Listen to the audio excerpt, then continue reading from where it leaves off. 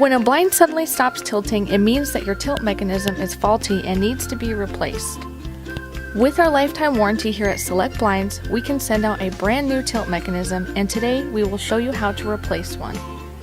First, raise the blind all the way. Remove the valance, then unhinge the latches holding in the blind. Make sure you are working on a large, flat surface. This way you do not lose any vital pieces. Grab your new tilt mechanism and you are ready to begin.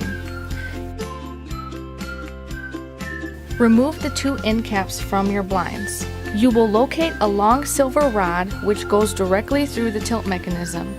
Slide this rod over so it is no longer in the mechanism. Put the new tilt mechanism in the blind and slide the rod back through the mechanism. Put any end caps back onto the blind if you had to remove them. Slide the blinds back into the brackets and close those latches.